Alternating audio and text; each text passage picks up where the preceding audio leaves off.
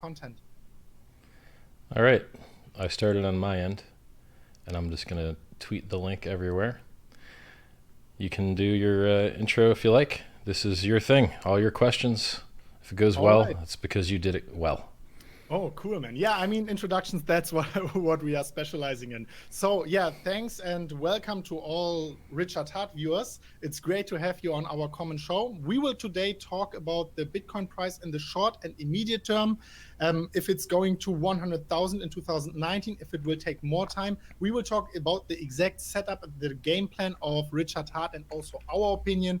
And we will talk about the altcoins, whether will be an altcoin season, whether it will be for every altcoin or whether there are some dog altcoins which cannot succeed. We will cover all of that. It will be a very amazing and exciting episode. Everyone stay here, our viewers, Richard viewers, smash up the like button. And now, Richard, maybe we start with the first question. Bitcoin 100,000 US dollars. We put it out there. What do you think about it? Is it actually possible? Under which circumstances? And man, share your thoughts. Sure. So the dream was that Bitcoin would get added to the CME, the largest market that's ever existed in the history of mankind, and that Wall Street would buy it before Main Street. Wall Street would get in through the futures, Main Street would get in through an ETF, and Bitcoin could become a global reserve currency. That's the dream. Unfortunately, we had to buy the rumor, sell the news event, and it dumped from 20K all the way down to 3K on the day that the CME futures launched was the high at 20K. Depends on where you trade, right? Some exchanges only went to like 19, 18. So now we expected a 2-year bear market because that is about how long bear markets tend to last in Bitcoin. That's at least how long it lasted in 2015. And we didn't get a 2-year bear market. We got a 1-year bear market. It lasted 364 days. And it resumed where it left off with insane vertical growth, where it went up about 4.5x from 3K to 14K in 5 months, which is a lot. And that's very fast. And it left most people behind. And now the price is around 97, 9,800 as we speak. And you have predictions from people like Novogratz with Galaxy Digital says, 10 to 14K range. Well, we've been down to 9K for a long time now. So his prediction wasn't that great. And then we've got Tom Lee, who says, 10K and then moon because everyone will FOMO. Well, we've been over 10K several times now and been back to 9K again. So not exactly accurate. My prediction, Funny. Yeah. well, he's got, great people that work for him. Predicting the nearly impossible Yeah, is but he's is cool. very He's hard. a cool guy. He's a cool guy. Yeah. Not always accurate, but who I is, man? respect him. Yeah, Yeah. what I do is I tell people where the price is going to go in my opinion and why. And if you agree with my whys and you agree with the analysis, great. If you don't, well, I gave you the same data. Go make new conclusions, right? So we ran up that 4.5x, which is, a giant, massive run in 5 months that would take years normally. And we had no dips. Our largest dip was 25% based on a fluke of someone dumping 5,000 coins on Bitstamp. And some exchanges didn't even dump. So, the real only greater than 25% dip we've had is when we hit 14K and dropped down to 90.80, I believe, 90.50, 90.80 is our local low. And then we pumped back up to like 13.2 and then visited 9100, and now we're trying to hold and not make a lower low. And maybe we hold, maybe we do new. So here's your targets if you want to try and think about those short-term price. Yeah. 50% retracement of the parabolic advance from 4,000 to 14,000 leaves you at about 8,500, I think. Yeah. The CME gap on the futures, where the price it gapped open and then never traded there again, all of those gaps have been filled. That's at 8,500. Now that's a futures price. It's going to have a premium or a discount to the spot price. So just because you need to fill an 8,500 on the futures doesn't mean that spot, it could be 83, it could be 86, 87. You don't know whether it's going to be a premium or discount. The only scary targets we have, we got 100 MA, which I think is like 8,400. These are not scary targets. These are all huge confluence around the 8,500 price target. And we've already been down to, 90.80 and 9100 twice over a couple weeks. It's not asking for much to go the extra 10%. We also have a rule where we never drop more than 40% in a bull market. I think going up 4.5 times over 5 months is a bull market. We also One time left. we had 42%. Yeah, well, I mean, if you want to count the bear market, we had 55%. So from 6,300 to 30. The bull markets. Right. Yeah. So I mean, if it's a bear market, look, we went down 85%, and Ethereum went down 95%, and a bunch of altcoins went down 99%. So if it's a bear market, there really doesn't have to be a bottom, right? So the only scary target, the two scary targets I see are that we have the 200 daily moving average down at 6,550, 6,600. Retesting the 200 daily isn't a sin, right? We have that horizontal support at 6K that held, strong in 2018, but eventually failed, and people expected it to be resistance on the way back up, and it offered no resistance whatsoever.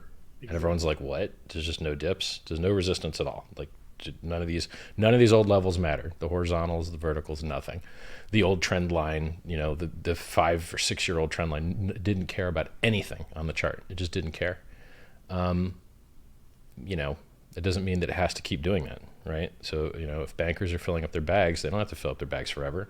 Their bags could eventually be allocated and full at some point, and then you're back to whatever demand was left before they decided to FOMO in. Maybe they FOMO it in on the inside tip on the Facebook Libra news. Maybe they, the custodial solutions were there, so they just decided to, allocate some small percentage of, something towards new digital gold because of the same reason normal gold's going up. There's a lot of narratives you could try and take a guess at.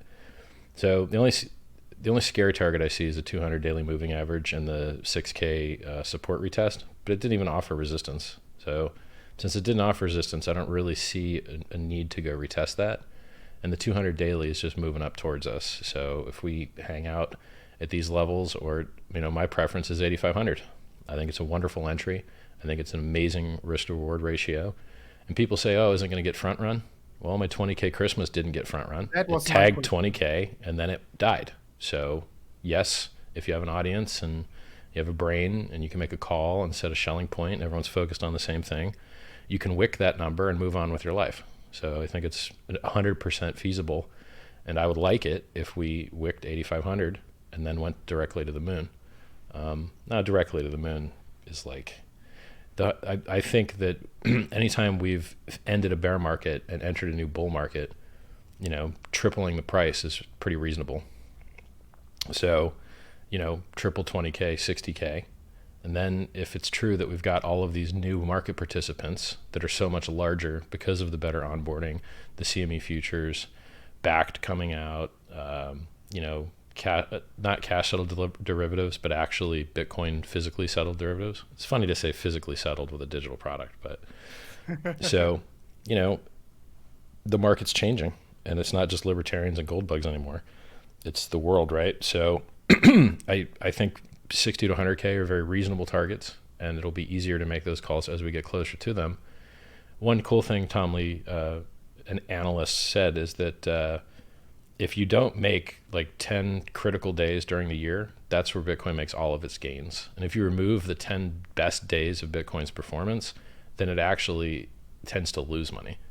So you really have to be in for those outlier days that are just giant green candles up. So in a bull market, you can't really spend much time short or you'll be annihilated. So the timer's kind of ticking. If we don't, have capitulation in the next week or two, I would start, trying to get long just because the timer ran out and we're not going down. Do your own research, right? If you ruin your finances, it's on you. I'm not a registered financial advisor. You need to, take your future into your own hands.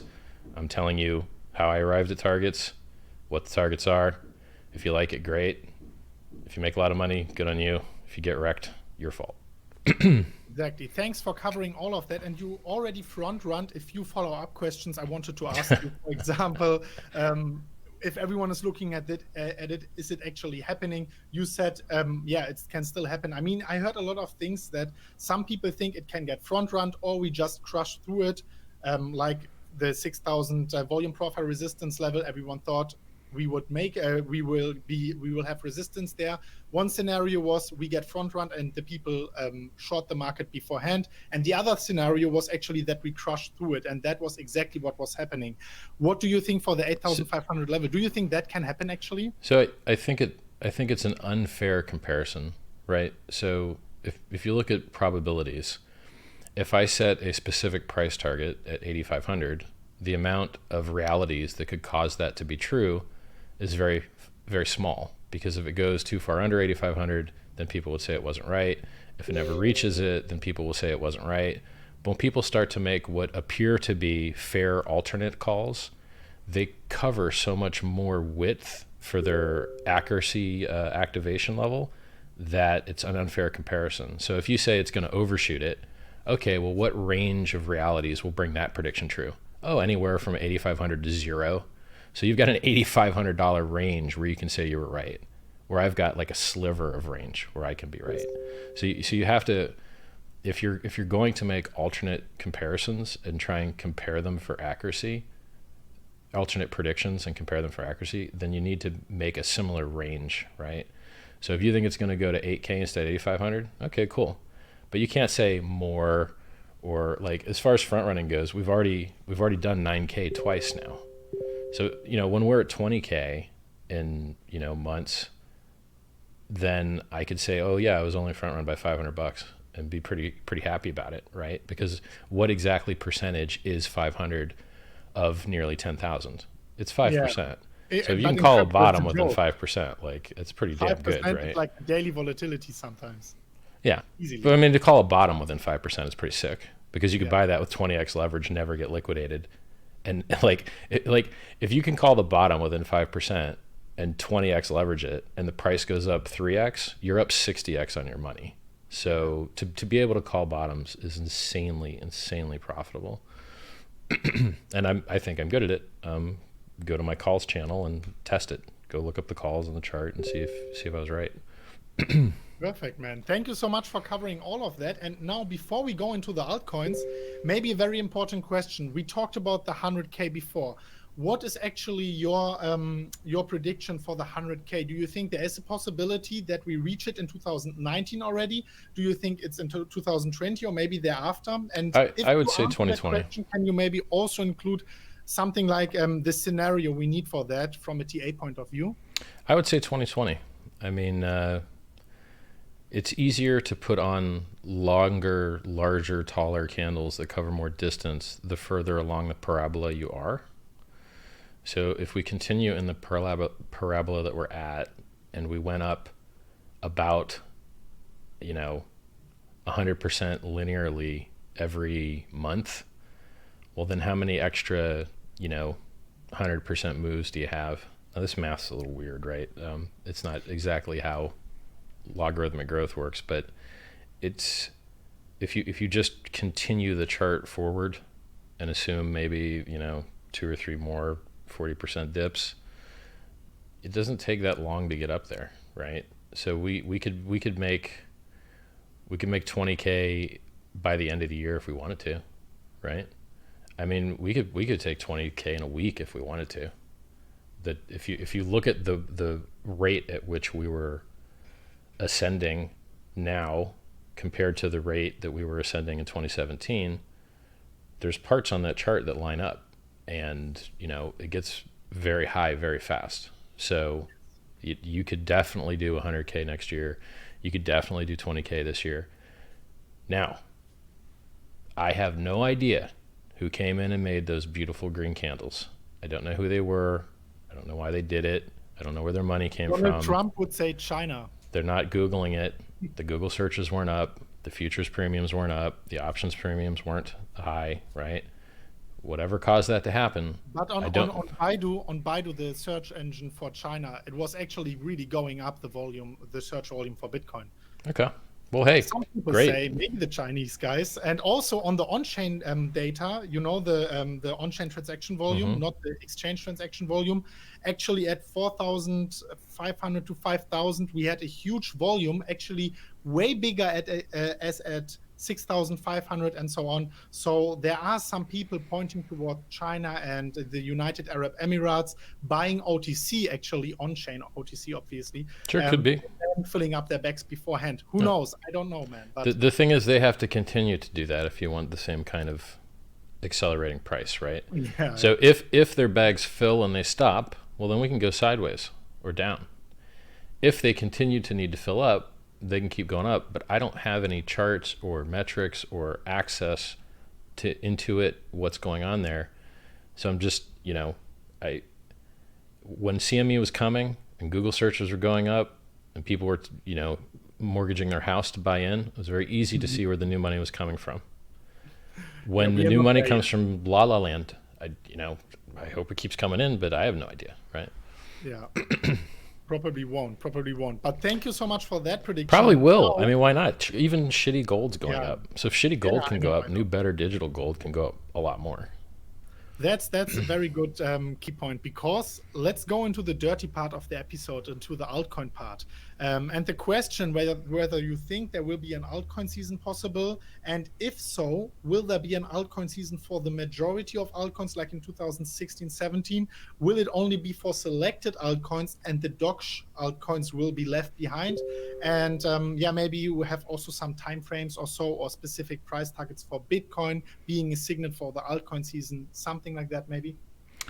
I believe that the previous altcoin season was a result of people getting rich on Bitcoin and then their friends hearing about it, their friends being jealous, their friends feeling they missed the boat and wanting to buy the next Bitcoin, and then buying alts, and then alts went up, and then their friends got jealous. And XRP is so cheap.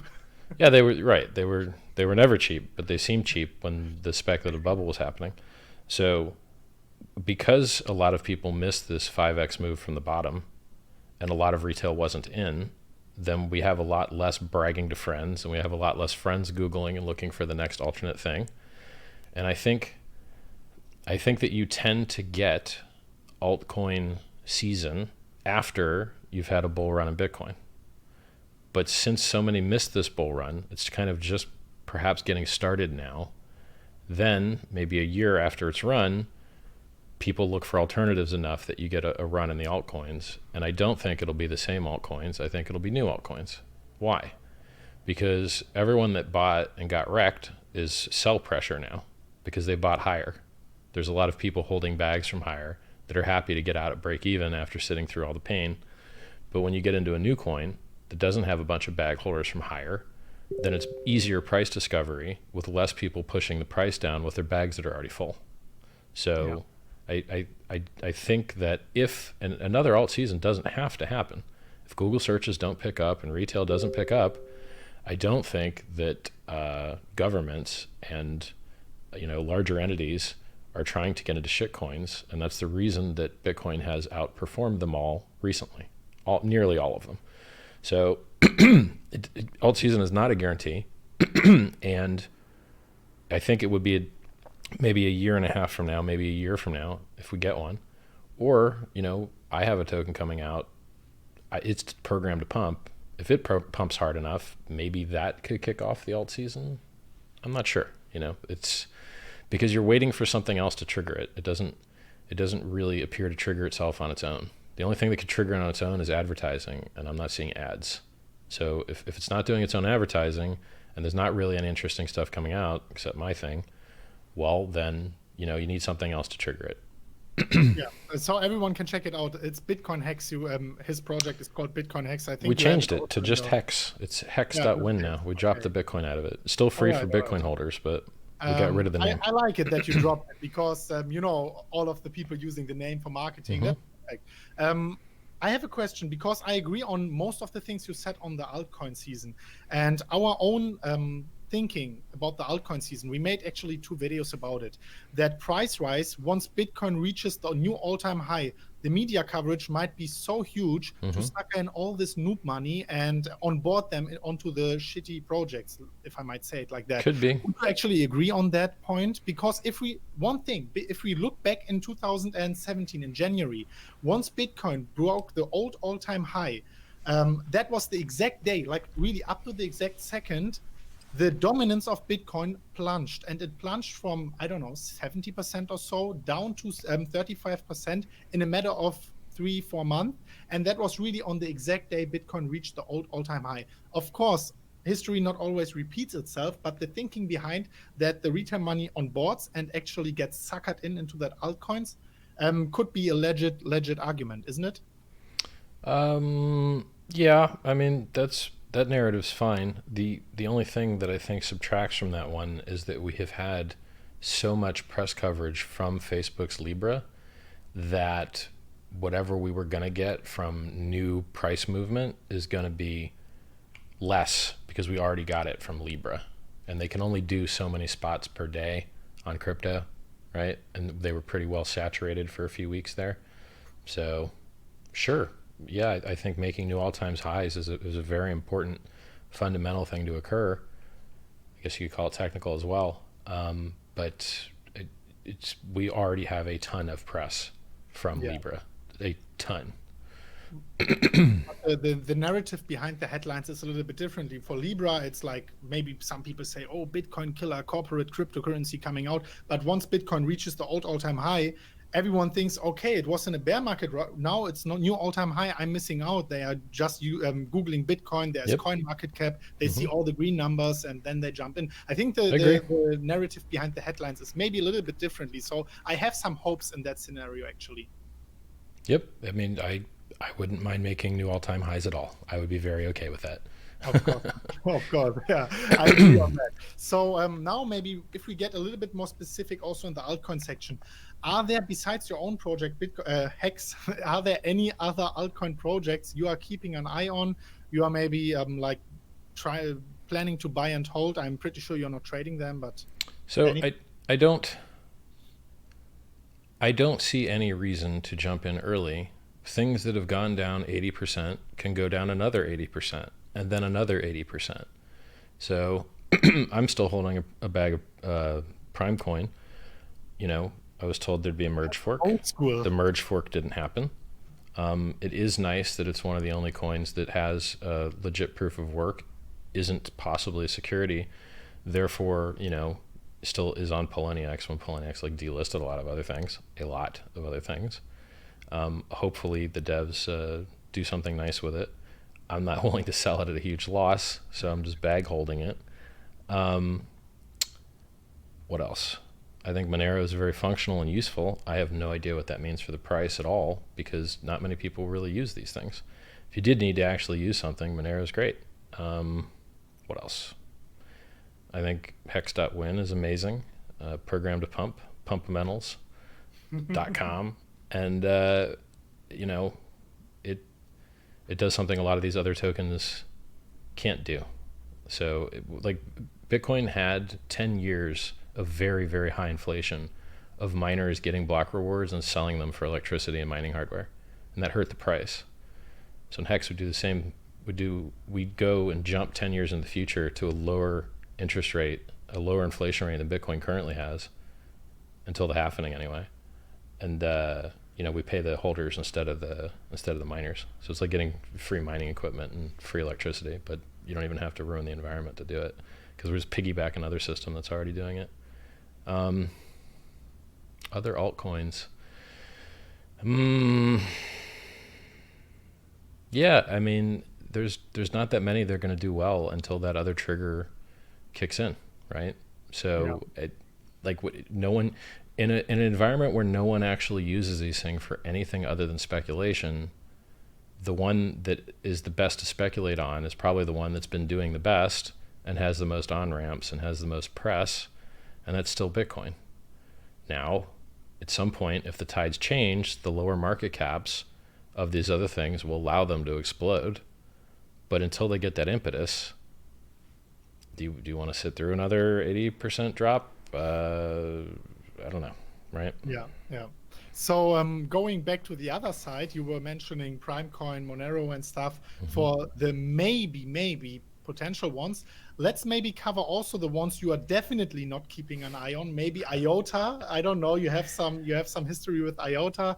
Any other altcoins? You can share your thoughts and I let's not think talk too much swearing because YouTube gives us strikes for that. But let's yes. let's try to keep it dirty but clean.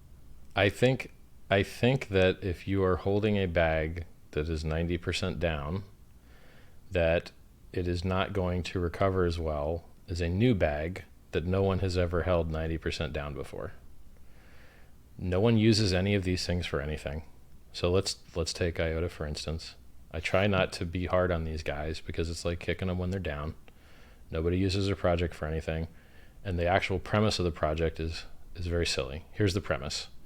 We're going to let you do free transactions as much as you want so that we can be the future of the Internet of Things. So you should buy our token right now, even though to use it is free. You don't need to. So what? Why would I buy it if using it's free? Doesn't make any sense, right? There's no reason to own a thing that's like, I bought a theme park and all the entry is free. I'm I going know to get what you mean. rich. Like, there's no speculative value behind it if you don't have any like monetary things like Yeah, transaction fees and so on. right. There's You no. have to have people consuming you have to have people that didn't have units forced to buy the units to do something useful, or Yeah. they don't buy the units. I mean, it's it's very simple. So, and furthermore, any actual utility token that relies on crypto is very, very, very, very stupid to start with. Because, so let's say I wanted to sell a newsletter, right? And here's my options for selling my newsletter. I can sell it in Bitcoin, and then you have to go rebuy your Bitcoin back at a 10% or 20% markup at an ATM, or at a 1% markup at an exchange. And then you have to worry about, uh, getting a 1099 in the mail, or a letter from the government, or the exchange running off with the money, or I can't bill you monthly because I can't do pull payments. So now how are you going to pay me every month? I hope you remember, because Bitcoin's push only. All that's terrible. It all sucks. It's all garbage, right? And then, oh, I want to actually turn it back into fiat. Here come the fees again, right? And here comes the wait 6 confirmations and all these other terrible things. Using crypto is garbage, which is why no one uses it. No one uses it because it sucks, okay? Now, what's good? Well, what's good is I can just, charge you $30 a month forever and you're happy and you never have to think about it. Okay, how do we do that? Credit cards, Patreon, ACH, direct debit. I could go through the list of ways that work. Crypto is not one of them. Okay, and what's our overhead, right? Do you have to pay 1 to 10% to get in, and then I have to pay 1 to 10% to get out, and then we have to wait 6 confirmations, which is in between like an hour and 2 hours, depending on the traffic, or if you bid enough on your transfer. Garbage, right? So if you have an actual utility and you actually want to bill for something, use everything that already works for all of the multi-billion-dollar companies in the world.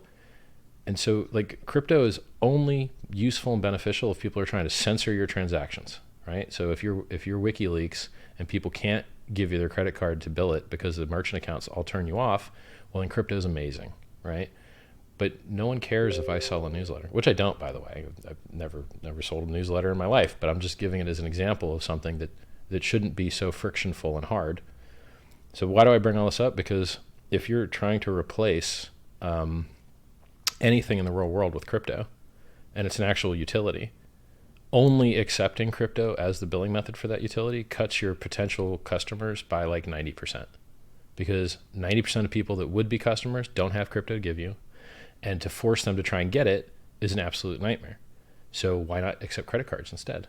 And then you can have 10x the customers and bill them recurrently, and they don't get billed a 1 to 10% to get in. They actually get a discount. They get like 2% cash back, right? So is crypto awesome? Yes. For censorship resistance. Is it awesome for anything else? No. It is very slow and it is very expensive. And the only thing it does well is go up in price, which is enough for me. Let me ask a follow-up question on that. So yeah, totally get your argument. But what if user interfaces get better? What if it's getting way more convenient? If things like Lightning Network actually really get enough nodes, enough liquidity, it's really working fine with a good user interface, with programs, everything working around it. What if that actually happens and it gets as easy as using a credit card onboarding on the Lightning Network? That would be great. And I would You love think that. it's going to happen? Not for a very long time. Yeah. There's Okay. $10 million in the Lightning Network. That needs You've probably never used it. I've never used it. A lot of technical. Have you used it? Yeah, like it was really complicated. In the end, I ended up with the Blue Wallet, and that was really easy.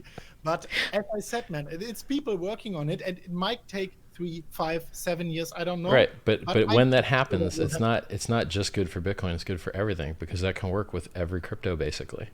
So just if it does work, it doesn't mean it's pumping your specific bag. Do you know what I mean? Oh, I think Bitcoin has the best chances of it. You know, you have the most amount of brain juice in it. You have the highest security in terms of hash rate. Like, No, but with Lightning, you're not. None of those things benefits you, right? Lightning is you its have to go own. in the Lightning layer with one Yeah, transaction, and you have to go out, and that must be very secure because that's the moment of interest when you transfer the funds in the Lightning Network.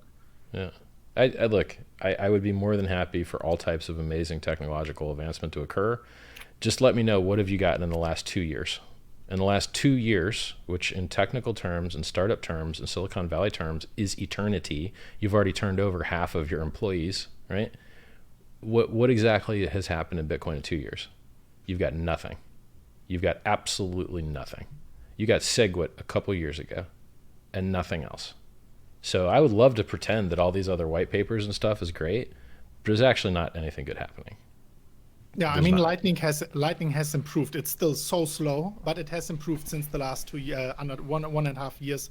And then we have the Schnorr signatures. We have Liquid, the Liquid sidechain. I None know. of I these mean, things are Bitcoin. like Liquid Sidechain is literally trusted counterparties, yes, it is. and then and like actually Lightning is kind of the same thing. It's just bro, that stuff's not Bitcoin. Like, yeah, I mean, there's progress. There's like $10 million total in the entire Lightning network, and in Liquid, I don't know how much there is. It's funny. I saw Blockstream defending Tether, and I'm like, what is this weird shit? It's a competitor for Bitcoin. People would have bought Bitcoin, but instead they bought a fake counterparty coin Yeah. where there's a middleman in between a bank account and you. Well, crypto is designed to get rid of those middlemen because they get their funds seized, etc. But I saw Blockstream defending them, and I was like, why? Why would they defend that? Why would they defend an altcoin that's a counterparty at the end of it? And then I was like, oh, they're a customer. They actually use the Liquid product from Blockstream, and that's like one of the only things Blockstream has for revenue. So if you get and use the Liquid product, I guess Blockstream doesn't shit talk you publicly because you're actually a customer. But That shit was really, shady. That's shady. that blows my mind, man. If you think about Tether onboarding there, and we had all these issues that Tether has enough funds and stuff, and if they are now, because Liquid is like anonymous, if they are now using Liquid and you cannot even trace the Tether transactions, like that will be a little bit critical, isn't it? Not really, because it's just all fake bullshit anyway. It's just an Excel spreadsheet. They printed 5 billion of them by accident and just unprinted them. They get the fuck out of here. They Yeah, printed 5 billion by accident. They're like, yo, my bad, we got the digits wrong, and then they fucking deleted them. Well, if you had a oh yeah, trading bot, I saw that. That was so funny. I think that's maybe the reason because everyone saw this huge mess, like 5 billion. Oh yeah, and then future finance, bro. again. That was Imagine so you have a trading bot that like buys on Tether prints. You got wrecked. Like fucking garbage. so funny, man. That was really funny. It was not really covered on YouTube, but it was really good. Yeah. I mean, I try not to shit talk exchanges because I want HEX to list there. And Yeah. I try to not shit talk other altcoins because I prefer they onboard to a better system, HEX. But man, at some point you just have to talk. Like, you can't print 5 billion fake dollars and then unprint them and get like, a 250 million seized and just not tell anybody about it. Like, get the fuck out of here. Come on. This is not legit. And then if Blockstream doesn't want to be called like AXA and New World Order and all this other stuff, this is kind of a conflict of interest where you develop open source software on one side, and then you develop competing solutions for profit on the other side. Because the optimal play is to GIMP and not do as well on the dev as you can, so that you can keep paying your employees by getting new customers by having features in your paid product that you don't have in the free one. Now look, it's a free open source project, and I haven't paid a damn dev to do anything. So, mind you, I don't have much say in what really goes on. But like, I see, the good news is that most of the commits aren't from Blockstream. They're from Chain Code Labs and other people. And maybe everything just works out, and maybe everyone stays honest, maybe everything stays great. But this for pay product that competes with Bitcoin, that gets them to defend other anti-Bitcoin things, it just, when the cryptocurrency users and Bitcoin users of the world were tricked into thinking that something that competes with them is somehow good for them, it just disgusts me.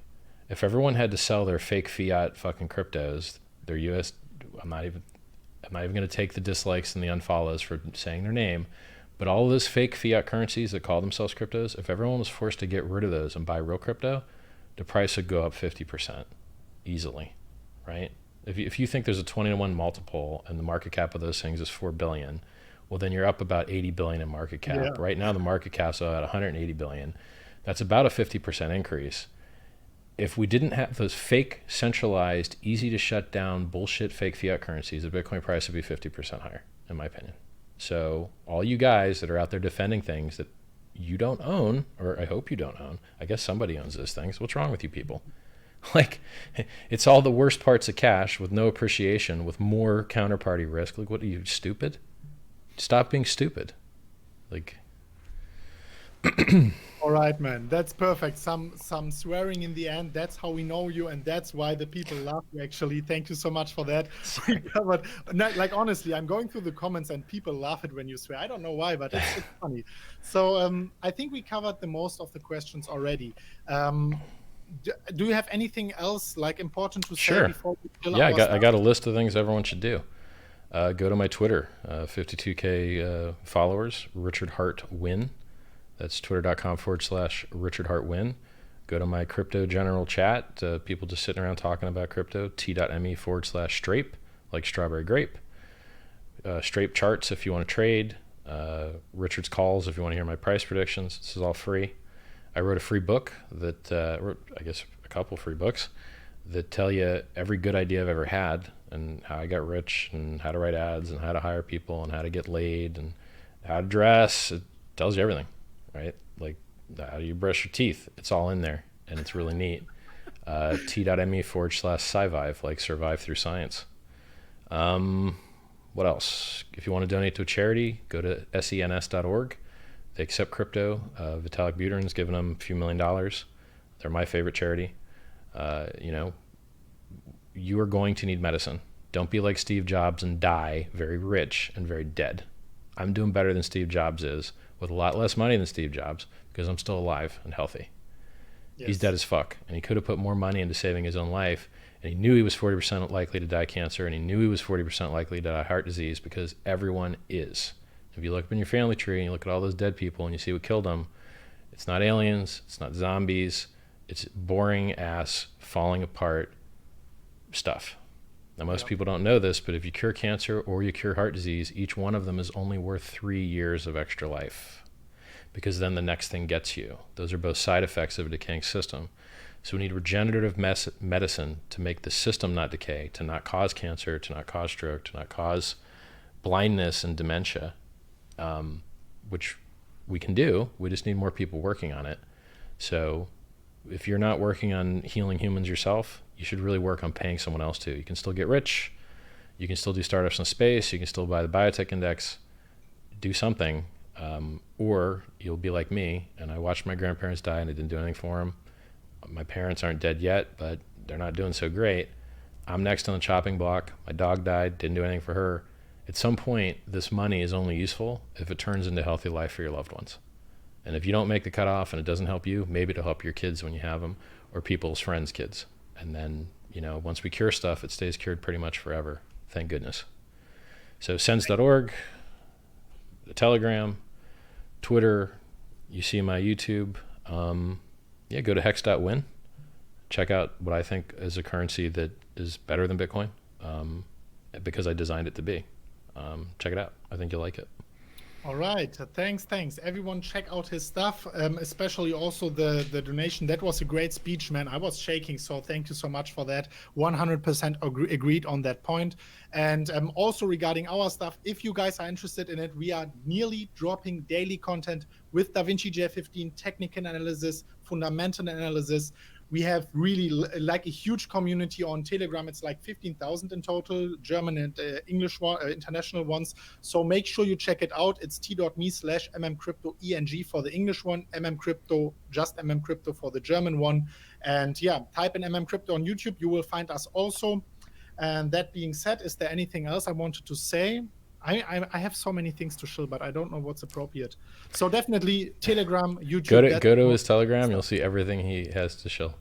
Sorry, say again? I told them to go to your Telegram, and then they'll see everything. Yeah, exactly. They should. We will show everything on Telegram again, Right. like directly in your faces. So thank you so much, Richard Heart, for joining us today, man. It's my pleasure. Time out of your day. It was really cool talking to you. Thanks for everyone watching. If you appreciate the free content, make sure you smash the like buttons on his channel, on our channel, smash the little bell and subscribe. And I will end this stream and you can end yours. So thank you so much, guys. Bye-bye.